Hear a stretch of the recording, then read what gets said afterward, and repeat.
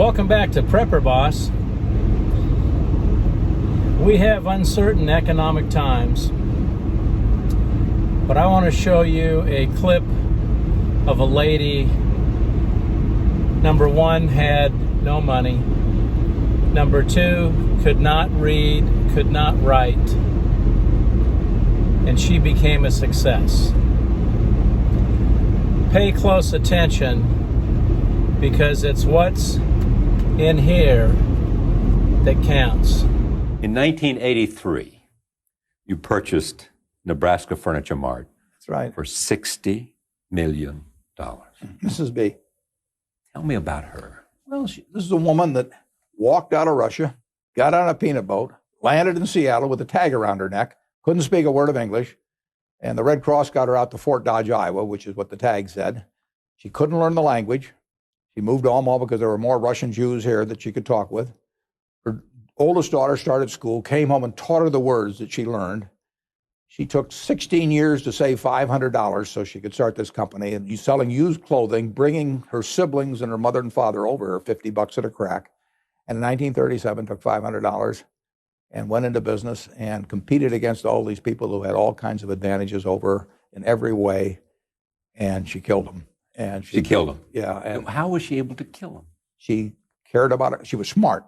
She knew the limitations of her knowledge, and she was confident within her circle of competence. She didn't get outside of it, and she took care of her customer. She sold sheep, and it took her a long time, but she built the largest home furnishing store in the country in a town like Omaha with 700,000 people. So how did you come to buy it?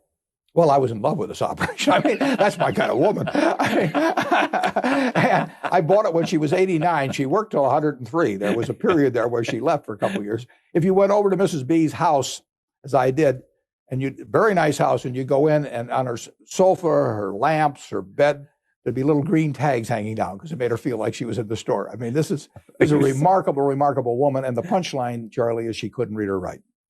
You know, and I think every business school in the United States ought to study her. I mean, what would they learn? They would learn the essence of business.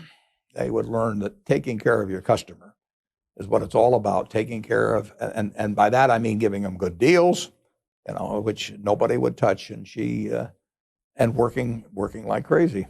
I mean, she was there day after day after day, and she had a passion for it. And the truth is, if you took the Fortune 500 CEOs, and I gave you first draft pick on 10 of them, and I'd put them in competition with Mrs. B, she'd win. No doubt. She'd win. Yeah. Michael Eisner was here, and I told him the story. He loved it. And Michael wanted to get the movie rights, and Michael could be very persuasive, but I saw him stand there with Mrs. B's daughter, the same daughter I referred to earlier, you know, who at that time was probably close to 80 or so. And Frances is this tall and Michael's that tall. And Frances is saying, my mother wants a piece of everything. When you hear an 80-year-old say that her mother wants a piece of everything, I mean. That's great. So Mrs. B wanted them, whatever they were going to do, she wanted a piece of the action herself. Yeah. If they were going to make Mrs. B dolls, she wanted to own a piece of it. And they didn't teach that in any business school to her. She picked that up that's right. That's from exactly understanding right. Ownership was everything. She understood business. And she understood people often. Give that video clip a second look if you need to, because that's a very inspiring story. When it comes down to it, it's our responsibility to be financially solvent. It's our responsibility to make ourselves a living. It's not the government. It's not your neighbor. There's an old saying that says, if you want a helping hand, look at the end of your own arm.